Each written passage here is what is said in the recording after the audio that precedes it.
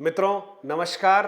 आप सभी का स्वागत है मधुरम हिंदी की इस मुस्कुराती हुई कक्षा में। बस आप मुस्कुराते रहिएगा क्योंकि हम मधुरम हिंदी की क्लास में हैं। मधुरम शब्द आते ही कहीं न कहीं मन में एक बहुत प्रसन्नता का भाव व्याप्त हो जाता है। तो आइए बहुत प्रसन्नता के साथ व्याकरण के एक नए प्रकरण की ओर आज हम बढ़ने वाले हैं मित्रों। और वो प्रकरण बहुत महत्वपूर्ण है।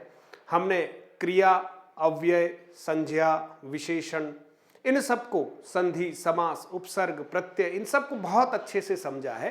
आज का हमारा जो प्रकरण है बहुत महत्वपूर्ण प्रकरण है मित्रों, और प्रकरण का नाम है वाक्य, या मैं सीधा सीधा इसको लिख सकता हूं वाक्य विचार। शब्द विचार पर हमने चर्चा की मित्रों। आज हम पढ़ने वाले हैं वाक्य विचार के बारे में। मित्रों, वाक्य विचार के बारे में जब हम बात करेंगे तो इस प्रकरण में हम क्या क्या पढ़ने वाले हैं। सबसे पहले वाक्य की परिभाषा के बारे में पढ़ने वाले हैं,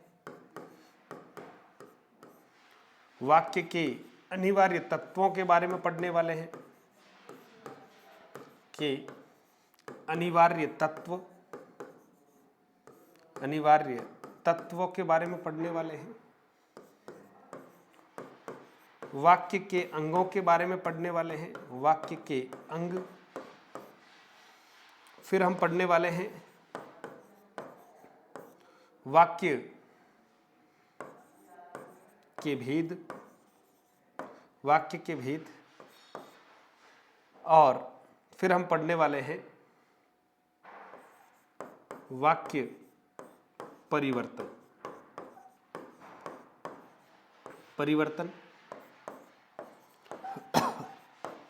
उपवाक्यों के भेद, उपवाक्यों के भेद। तो मित्रों, ये एक बहुत महत्वपूर्ण अध्याय है जिसमें हम बहुत विस्तार से वाक्य के बारे में पढ़ने वाले हैं। तो आइए तैयार हो जाएं, हम सभी वाक्य के लिए चलते हैं आगे की तरफ।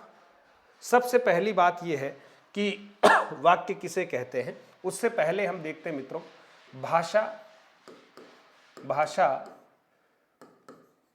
विचारों की अभिव्यक्ति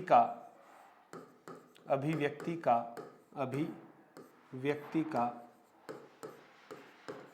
सशक्त माध्यम है, सशक्त माध्यम है, सशक्त माध्यम है, अभिव्यक्ति का सशक्त माध्यम है। अभिव्यक्ति के जो प्रकार हैं या अभिव्यक्ति के जो तरीके हैं, अभिव्यक्ति के प्रकार। तो अभिव्यक्ति के प्रकारों की बात करते हैं मित्रों तो दो प्रकार हैं। एक मौखिक रूप से अभिव्यक्ति होती है, मौखिक रूप से अभिव्यक्ति होती है, और दूसरा है मित्रों लिखित रूप में अभिव्यक्ति होती है, लिखित रूप में अभिव्यक्ति होती है। एक मौखिक रूप में अभिव्यक्ति होती है, दूसरा लिखित रूप में अभिव्यक्ति होती है। ठीक है, लिखित रूप में जब अभिव्यक्ति करते हैं प्रायः वाक्यों में यह अभिव्यक्ति होती है, प्रायः वाक्यों में या वाक्यों के द्वारा यह अभिव्यक्ति होती है। तो आप ध्यान रखिएगा, लिखित रूप में कहीं न कहीं जब हम बात करते हैं तो वाक्यों में प्रायः यह अभिव्यक्ति होती है। मौखिक रूप भी होता है भाषा का जिसमें भी वाक्य का प्रयोग करते हैं। लिखित रूप में भी हम वाक्य को लिखकर क्या करते हैं, विचारों की अभिव्यक्ति करते हैं। तो मित्रों, सबसे पहले हम समझेंगे कि ये जो वाक्य है वो किस तरह की इकाई है। तो हम लिखेंगे भाषा की सबसे छोटी इकाई, सबसे छोटी इकाई वर्ण है। भाषा की सबसे छोटी इकाई वर्ण है। भाषा की अर्थ व संरचना के आधार पर, अर्थ व संरचना के आधार पर के आधार पर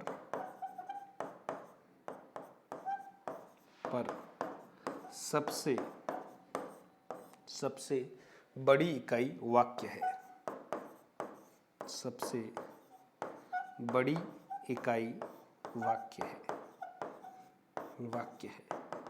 तो मित्रों, भाषा की सबसे बड़ी इकाई की जब हम बात करते हैं तो किसका नाम आता है मित्रों? वाक्य का नाम आता है। आइए अब हम वाक्य की परिभाषा के पर थोड़ा सा प्रकाश डालते हैं और समझते हैं वाक्य किसे कहते हैं। तो परिभाषा देखिएगा,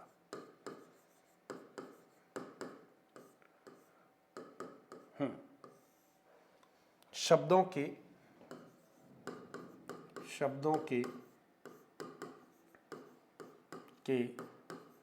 क्रमबद्ध कॉमा सार्थक व स्वतंत्र समूह को जिसके द्वारा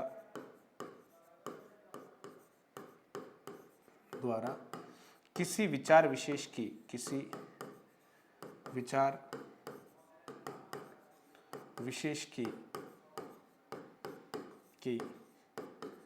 अभिव्यक्ति की जाए।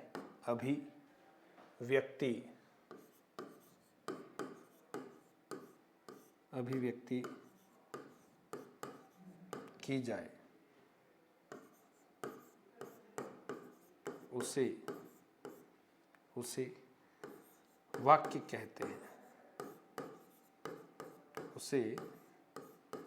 वाक्य कहते हैं। ठीक है मित्रों, तो कुल मिला के हम ये देखेंगे कि शब्दों के क्रमबद्ध सार्थक व स्वतंत्र समूह को जिसके द्वारा किसी विचार विशेष की अभिव्यक्ति हो जाए। जैसे उदाहरण के तौर पर देखिएगा, जैसे राम प्रातः काल से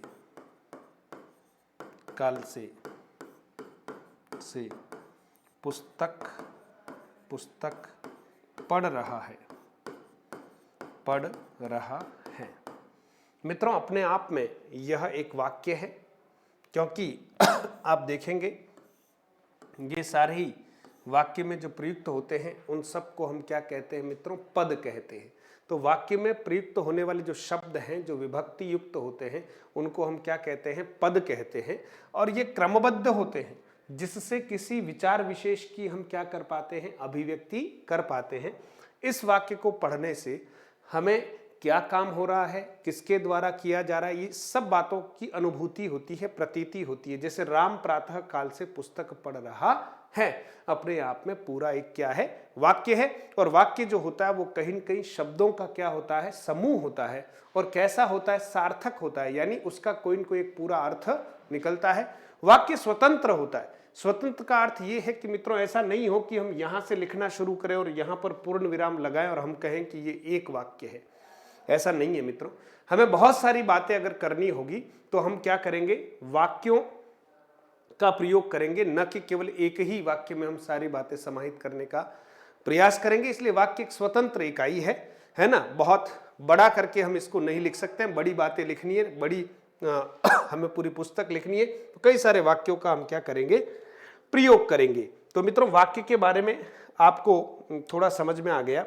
अब आप देखिए, आगे हम बात करते हैं कि सबसे पहले वाक्य की आधारभूत आवश्यकताएं। वाक्य की आधारभूत आवश्यकताएं। अच्छा, उसमें फिर आप देखिएगा, एक यहां पर हम लिख लेते हैं पद। पद किसको कहते हैं?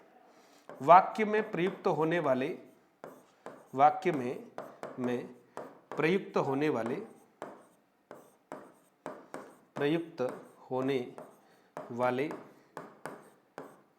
शब्द जो प्रायः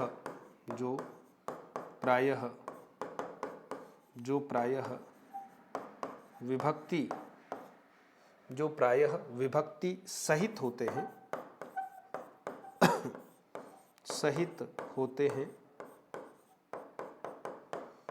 उन्हें पद कहते हैं। उन्हें मित्रों क्या कहते हैं? पद कहते हैं। जो प्राय विभक्ति सहित होते हैं उनको हम क्या कहते हैं मित्रों, पद कहते हैं। इसलिए राम यहाँ पर शब्द नहीं है, पद है। प्रातः काल यहाँ पर शब्द नहीं है, पद है। से यहाँ पर शब्द नहीं है, पद है। पुस्तक यहाँ पर पढ़ रहा है, ये सब विभक्ति चिन्हों से युक्त है, इसलिए सभी जो प्रयुक्त होने वाले शब्द हैं वो क्या कहलाएंगे मित्रों, पद कहलाएंगे। तो पद और शब्द में अंतर इतना सा है, शब्द स्वतंत्र रूप से, जैसे राम अकेला लिखा होता तो शब्द था, लेकिन राम का प्रयोग वाक्य में हो चुका है, तो अब राम शब्द नहीं रहकर क्या बन जाएगा, पद बन जाएगा। ये बात आपको समझ में आ गई होगी। अब चलिए आगे बढ़ते हैं। वाक्य के अगला है वाक्य की आधारभूत आवश्यकताएं। वाक्य की आधारभूत आवश्यकताएं।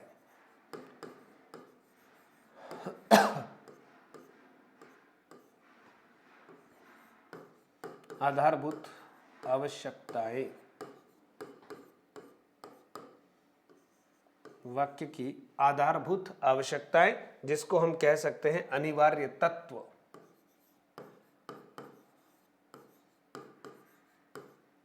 अनिवार्य तत्व, ठीक है।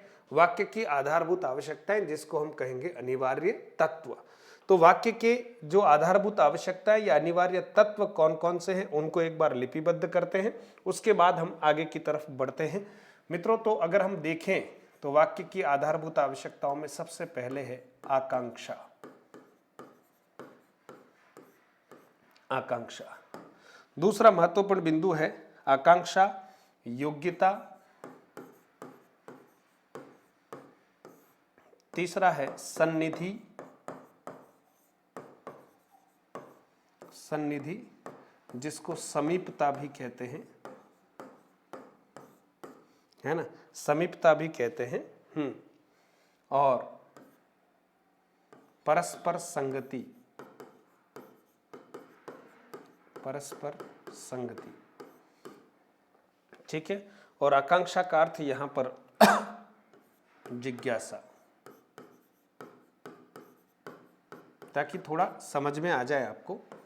चौथा यहां पर आप देखेंगे तो है पदक्रम और पांचवा अन्विति। पदक्रम और पांचवा अन्वय या अन्विति। अन्वय या अन्विति, ठीक है मित्रों। ये वाक्य की आधारभूत आवश्यकताएं हैं या अनिवार्य तत्व हैं। तो वाक्य की आधारभूत आवश्यकताएं या अनिवार्य तत्व कितने होते हैं मित्रों, तो 5 होते हैं। एक आकांक्षा, दूसरा योग्यता, तीसरा सन्निधि, चौथा पदक्रम और पांचवा क्या है, अन्वय। प्रश्न यहीं से शुरू हो सकता है, ठीक है। आधारभूत आवश्यकताएं हैं या नहीं है, और 4 ऑप्शन हमारे सामने हो तो ध्यान रखना है आकांक्षा, योग्यता, सन्निधि, ठीक है, पदक्रम और पांचवा क्या है, अन्वय या अन्विति। अब हम एक एक को देख लेते हैं। सबसे पहले आप देखिएगा मित्रों आकांक्षा। ये आकांक्षा क्या है? आकांक्षा लिखिएगा। आकांक्षा का अर्थ है इच्छा। आकांक्षा का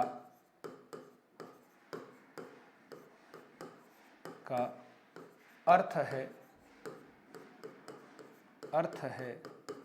इच्छा। आकांक्षा का अर्थ है इच्छा। यदि किसी वाक्य को सुनकर यदि किसी वाक्य को सुनकर किसी वाक्य को सुनकर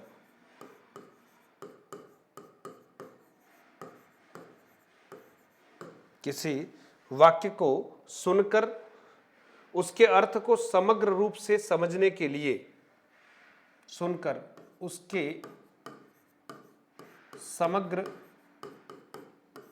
अर्थ को समझने के लिए, समग्र अर्थ को समझने के लिए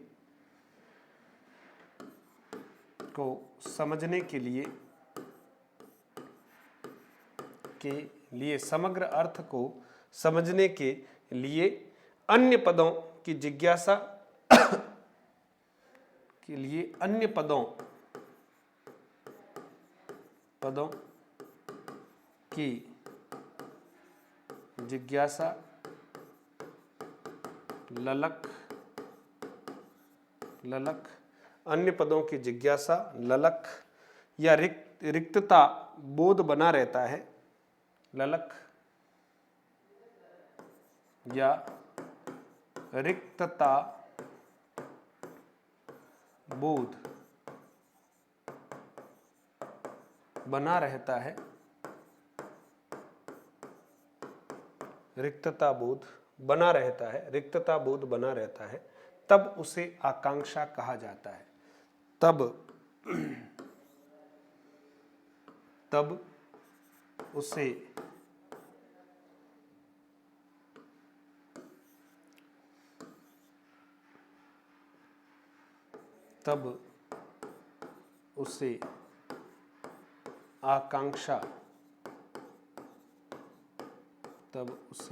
आकांक्षा कहा जाता है।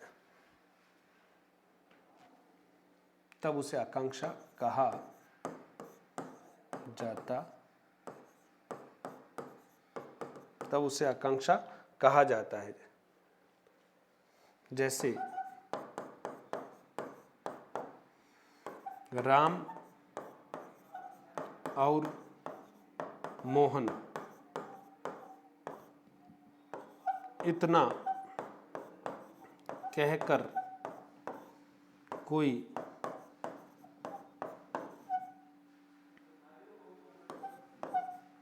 चुप हो जाए, कहकर कोई चुप हो जाए तो श्रोता के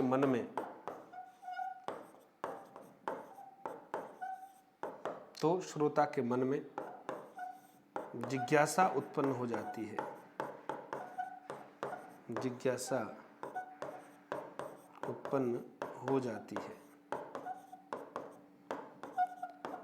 इसे ही आकांक्षा कहते हैं। इसे ही क्या कहते हैं? आकांक्षा कहते हैं। इसे ही आकांक्षा कहते हैं। अर्थ समझें आप। आकांक्षा का अर्थ इतना सा है कि वाक्य पूरा करना है। महेश घर, और इसके बाद अगर कुछ नहीं बोला जाए मित्रों, तो श्रोता के मन में, पाठक के मन में एक जिज्ञासा रहती है कि आगे क्या हुआ, पूरी बात क्या है। तो ये जो पूरी बात का बोध कराने वाला एक तत्व है, उसको हम क्या कहते हैं मित्रों? आकांक्षा। तो यह वाक्य का बहुत महत्वपूर्ण अंग है, अनिवार्य तत्व है, ठीक है, आकांक्षा। इसलिए प्रत्येक वाक्य में आकांक्षा का होना अति आवश्यक है।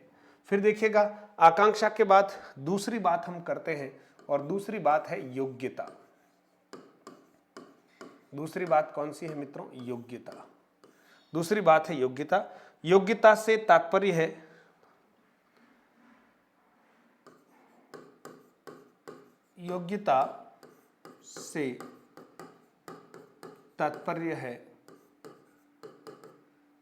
तात्पर्य है शब्दों की,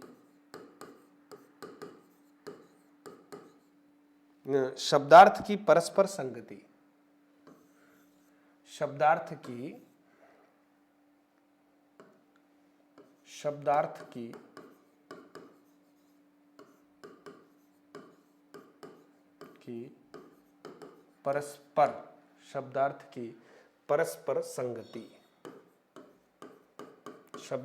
परस्पर संगति। वाक्य में प्रयुक्त शब्दों में प्रसंगानुकूल संगति। वाक्य में प्रयुक्त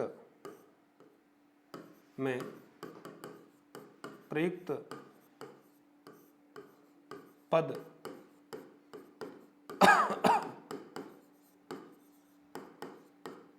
प्रसंगानुकूल भावबोधन की क्षमता, या प्रसंगानुकूल प्रयुक्त पदों में प्रसंगानुकूल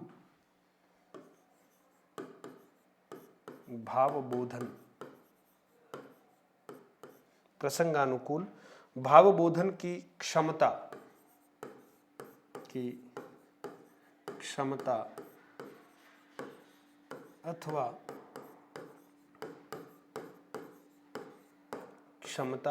अथवा योग्यता होनी चाहिए, क्षमता अथवा योग्यता होनी चाहिए। ध्यान दीजिएगा, ये बात बहुत महत्वपूर्ण है। योग्यता से तात्पर्य है शब्दार्थ की परस्पर संगति, यानी ऐसा नहीं है जैसे उदाहरण देखिएगा, जैसे स्कूटर रोता है, स्कूटर रोता है, मोटरसाइकिल बैठ गई।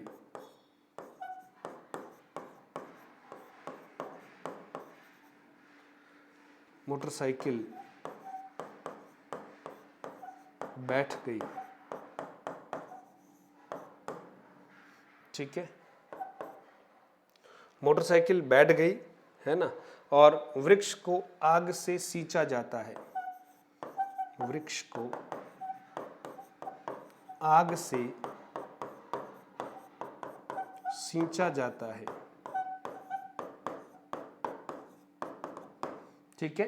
ये वाक्य जो दिख रहे हैं मित्रों, इसमें जब शब्दार्थ हम ग्रहण करते हैं तो तर्क संगत स्थिति नहीं है, क्योंकि वृक्ष को आग से नहीं सींचा जाता है, जल से सींचा जाता है। मोटरसाइकिल बैठ नहीं गई, है ना, चलती है। मोटरसाइकिल तो क्या करती है मित्रों, चलती है। और स्कूटर रोता नहीं है, स्कूटर भी चलता है। तो आप देखिएगा, इस तरह के पदों का प्रयोग करना जिससे शब्दार्थ में आपस में क्या हो, संगति हो, तर्क संगत स्थिति बनती हो, इसी विशेषता को हम क्या कहते हैं, योग्यता कहते हैं मित्रों।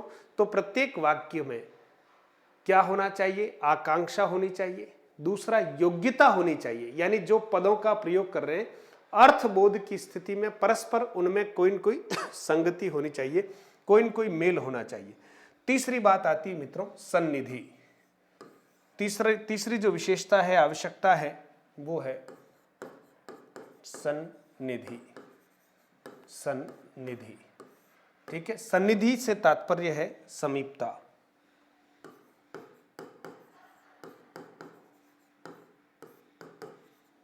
का अर्थ है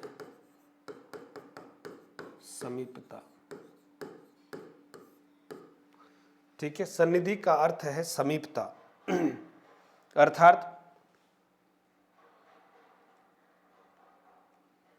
अर्थात बोलते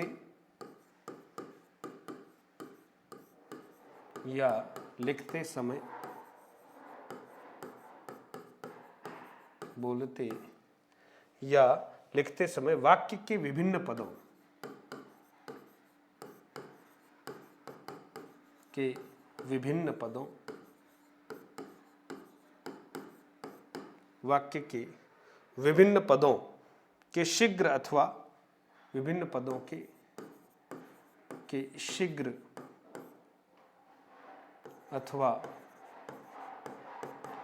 अथवा बिना किसी बाधा के, अथवा बिना किसी बाधा के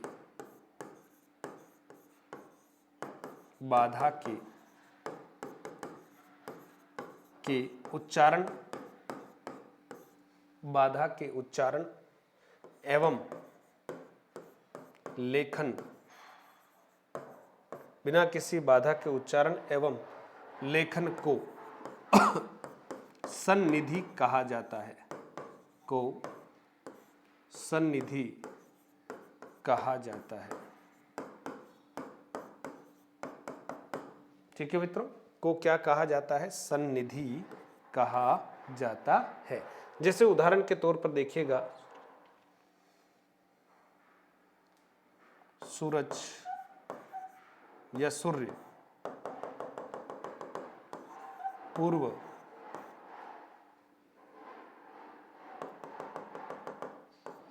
दिशा से उदित होता है, ठीक है।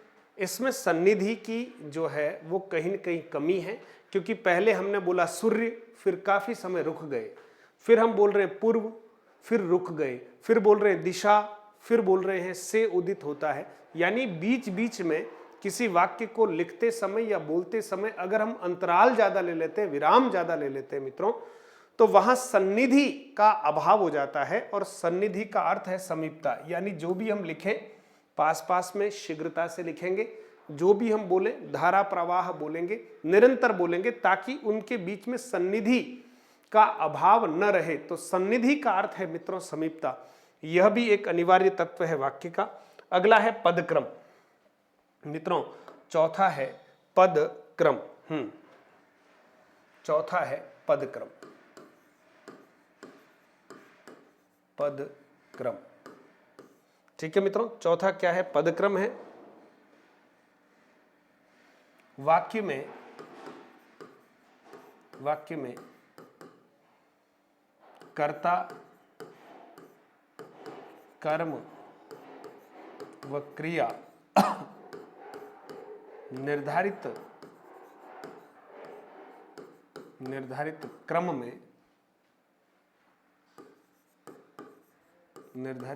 में प्रयुक्त होते हैं, उसे ही पदक्रम कहते हैं। उसे ही पदक्रम कहते हैं। जैसे घर राम जा रहा है, ठीक है मित्रों, घर राम जा रहा है, और इसी को लिख लें राम घर जा रहा है। दोनों वाक्यों में पदक्रम संबंधी कहीं न कहीं अशुद्धि हो जाती है। अब पदक्रम की जब हम बात करते हैं तो आप देख सकते हैं उचित पदक्रम नहीं, इसमें उचित पदक्रम नहीं है, और यहां उचित पदक्रम है। उचित पदक्रम, ये उचित पदक्रम है, ठीक है मित्रों। और आप देखेंगे राम घर जा रहा है, ठीक है, कहीं न कहीं राम जो है वो क्या है मित्रों? करता है, घर कर्म है, जा रहा है क्या है? क्रिया है। तो पदक्रम जो होता है हिंदी में, हिंदी वाक्य में पदक्रम, हिंदी वाक्य में पदक्रम कैसे होता है अपन देखते हैं। सबसे पहले आएगा कर्ता का विस्तार, ध्यान देना है, जो कर्ता की विशेषता बताते हैं। कर्ता का विस्तार, फिर कर्ता, कर्म का विस्तार, कर्म का विस्तार, फिर कर्म, फिर क्रिया का विस्तार,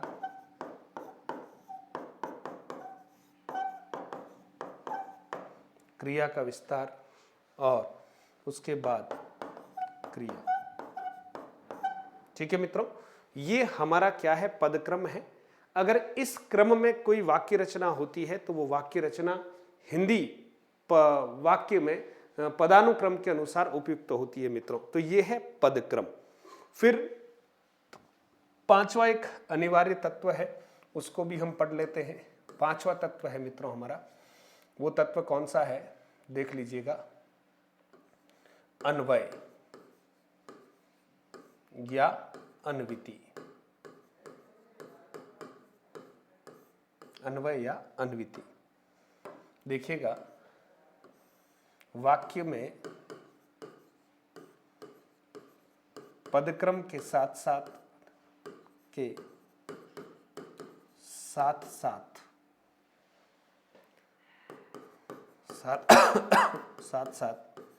पदों में व्याकरणिक दृष्टिकोण से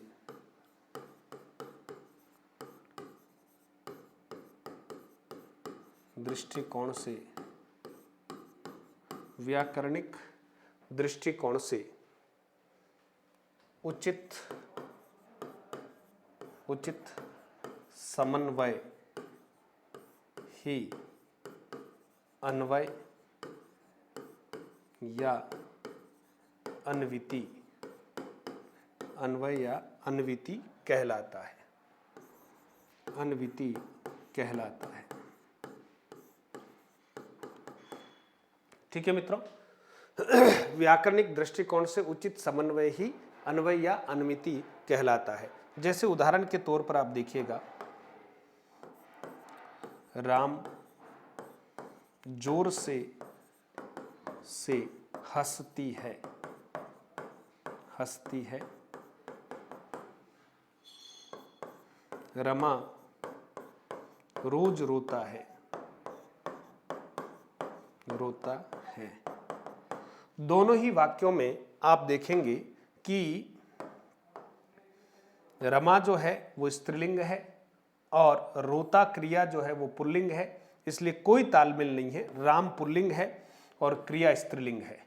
इनमें आपसी व्याकरणिक दृष्टिकोण से लिंग वचन है ना, काल, कर्ता, कारक आदि के अनुसार आपसी जो तालमेल होना चाहिए वो तालमेल नहीं है मित्रों। इसलिए क्रम तो ठीक है, पदक्रम तो ठीक है, लेकिन इन पदक्रमों में व्याकरणिक दृष्टिकोण से भी तालमेल होना चाहिए। उस तालमेल को हम क्या कहते हैं मित्रों? अन्वय या अन्विति। तो आप देखिए यहां पर हमें क्या लिखना पड़ेगा, यहां पर हमें लिखना पड़ेगा राम जोर से हंसता है। क्या लिखना पड़ेगा? जोर से हंसता है। और रमा रोज रोता है, नहीं रोती है, ऐसा करना पड़ेगा, रोती है ऐसा करना पड़ेगा। तो मित्रों ध्यान दीजिएगा, ये वाक्य जो हैं पदक्रम के साथ साथ व्याकरणिक दृष्टिकोण से भी इनमें आपसी तालमेल या समन्वय अच्छा होना चाहिए। तो हमने वाक्यों के जो अनिवार्य तत्व हैं उनके बारे में बहुत अच्छे से समझने का प्रयास किया है। इसके ठीक बाद हम आगे की तरफ बढ़ते हैं। तो वाक्य के अंग, वाक्य के अंग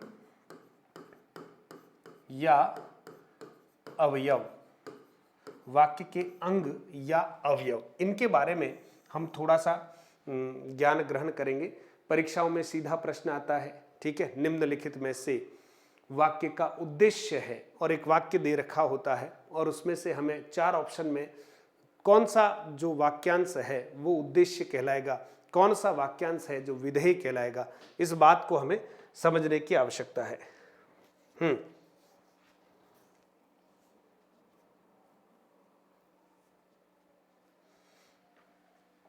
ठीक है, वाक्य में प्रयुक्त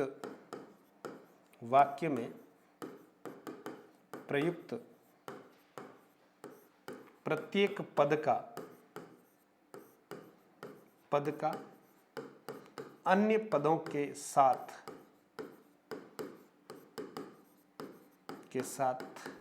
सम्यक व्याकरणिक संबंध होता है, सम्यक व्याकरणिक संबंध होता है।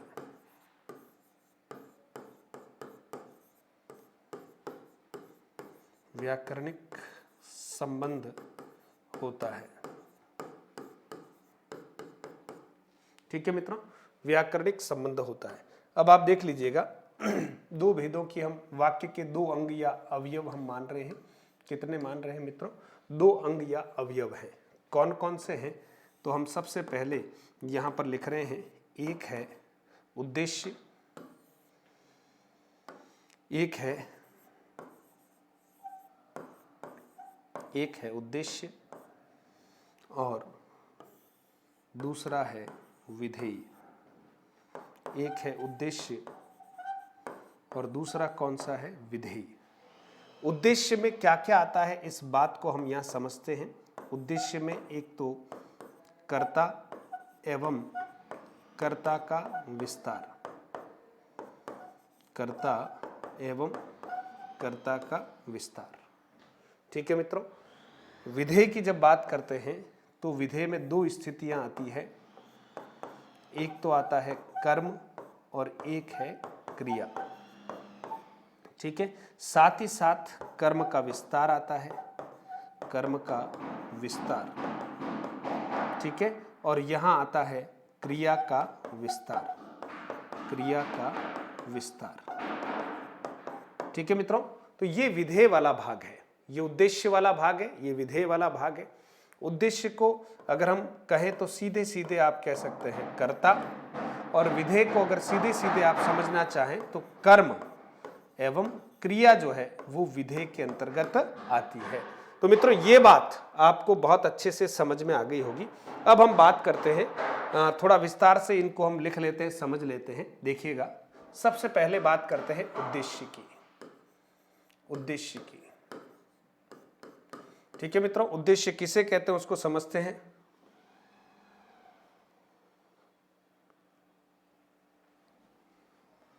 वाक्य में जिसके बारे में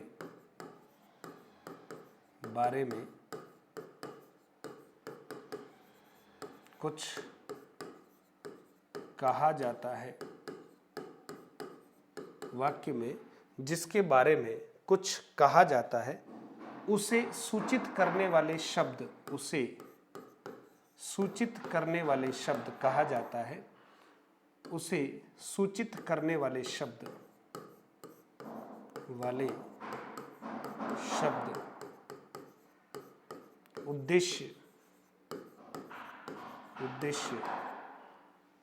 उद्देश्य कहलाते हैं।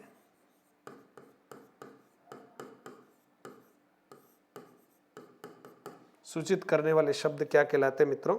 उद्देश्य कहलाते हैं। ठीक है, और इसके अंतर्गत वाक्य में प्रयुक्त करता ही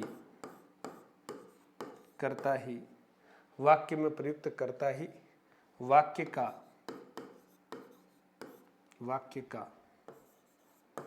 उद्देश्य होता है,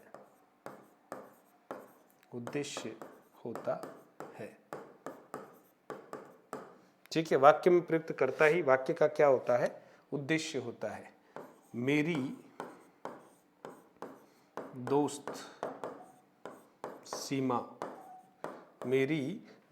सीमा पढ़ाई में रुचि रखती है। मित्रों ध्यान दीजिएगा, क्या करती है? रुचि रखती है। मेरी दोस्त, ठीक है, मेरी दोस्त पढ़ाई में क्या करती है? रुचि रखती है। मेरी दोस्त सीमा। अब आप देखिए, इसमें बात करेंगे हम विधेय की, तो विधेय कहां तक है मित्रों? यहां तक।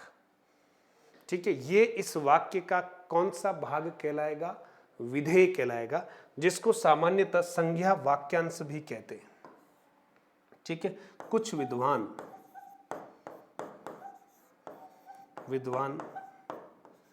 इसे संज्ञा वाक्यांश भी कहते हैं। संज्ञा वाक्यांश भी कहते हैं।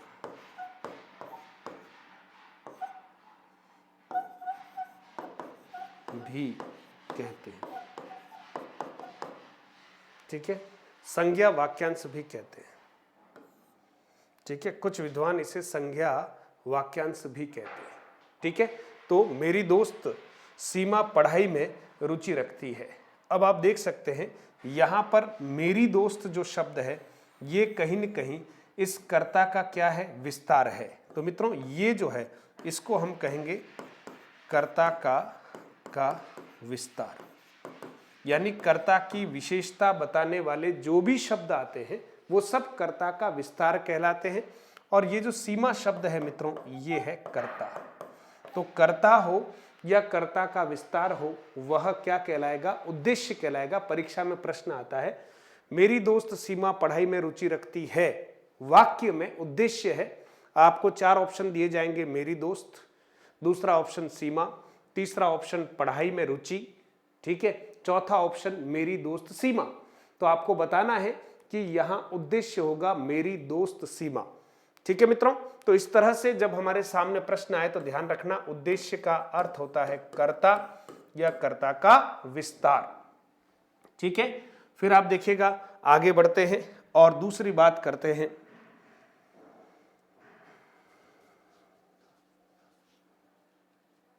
दूसरी बात हम करते हैं और दूसरी बात है वो है विधेय। विधेय। ठीक है, लिखें। उद्देश्य के बारे में, उद्देश्य के बारे में जो कुछ कहा जाता है,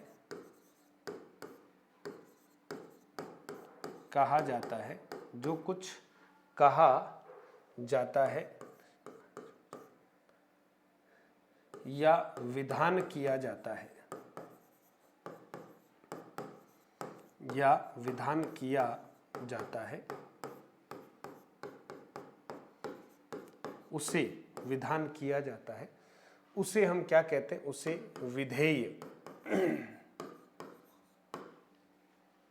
उसे विधेय कहा जाता है, उसे विधेय कहा जाता है। ठीक है मित्रों, उसे हम सामान्य रूप से क्या कह देते हैं? विधेय कह देते हैं। इस बात को आप समझें। वाक्य में प्रयुक्त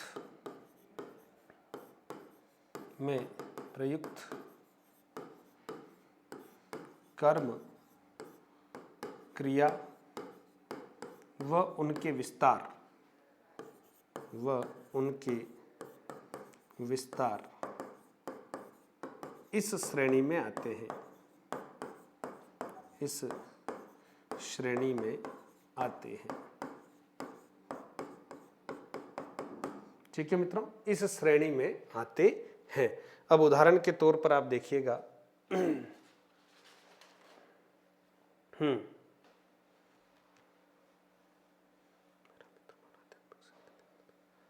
मेरा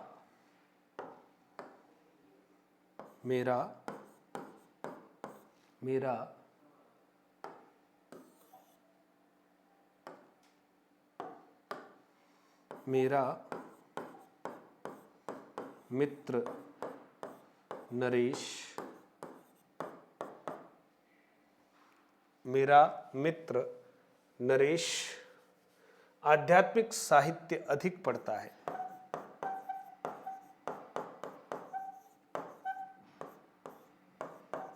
साहित्य अधिक पढ़ता है।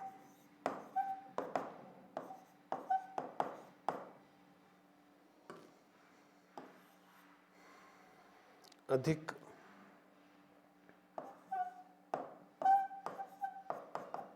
पढ़ता है। ठीक है, अब आप देख लीजिएगा, इसी को हम थोड़ा सा समझने का प्रयास करेंगे।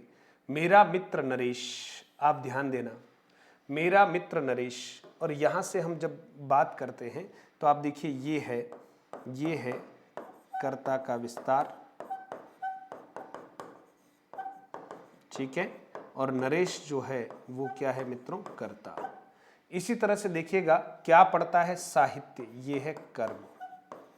ठीक है मित्रों, पढ़ता है, ये क्या है? क्रिया। ये क्या है? क्रिया। कैसे पढ़ता है? तो आप देखेंगे अधिक, ये क्रिया का विस्तार है, क्रिया का विस्तार। ये क्रिया का क्या है मित्रों? विस्तार है। और इसी तरह से कैसी पुस्तकें पढ़ता है? आध्यात्मिक है, धार्मिक है। ठीक है, तो आप देखिए, ये है कर्म का विस्तार, ये है कर्म का विस्तार। ये किसका विस्तार है? कर्म का विस्तार है। तो मित्रों, ये है विधेय। ये वाक्य के हमारे दो अनिवार्य तत्व है ना, वाक्य के दो अनिवार्य अंग कह सकते हैं या अवयव कह सकते हैं। और वाक्य के जो अनिवार्य तत्व है वो 5 होते हैं। वो हमने बहुत आराम से इसको हमने पढ़ा है। तो यहां तक हमारे मित्रों को अच्छे से समझ में आ गया होगा, ऐसा मेरा मानना है। अब हम आगे बढ़ते हैं, वाक्य के भेदों पर बात करते हैं। वाक्य के भेद मित्रों, वाक्य के भेद मित्रों, वाक्य के भेद जो है 2 आधारों पर हम करने वाले हैं। 2 आधारों पर वाक्य के हम क्या कर रहे हैं? 2 आधारों पर भेद करेंगे। ठीक है, कौन कौन से वो आधार हैं वो हम चर्चा कर रहे हैं। पहला है नंबर 1, अर्थ के आधार पर, अर्थ के आधार पर। पहला है अर्थ के आधार पर, दूसरा है संरचना के आधार पर, संरचना के आधार पर, किसके आधार पर? संरचना के आधार पर। अर्थ के आधार पर जब हम बात करते हैं मित्रों, तो अर्थ के आधार पर 8 भेद होते हैं। कितने भेद होते हैं? अर्थ के आधार पर 8 भेद हैं और संरचना के आधार पर बात करेंगे तो 3 भेद हैं। कौन कौन से भेद हैं उनको हम स्पष्ट करते हैं, देखिएगा। पहला विधिवाचक, विधिवाचक अर्थ के आधार पर। निषेधवाचक, निषेधवाचक। तीसरा है प्रश्नवाचक, प्रश्नवाचक। चौथा है आज्ञावाचक,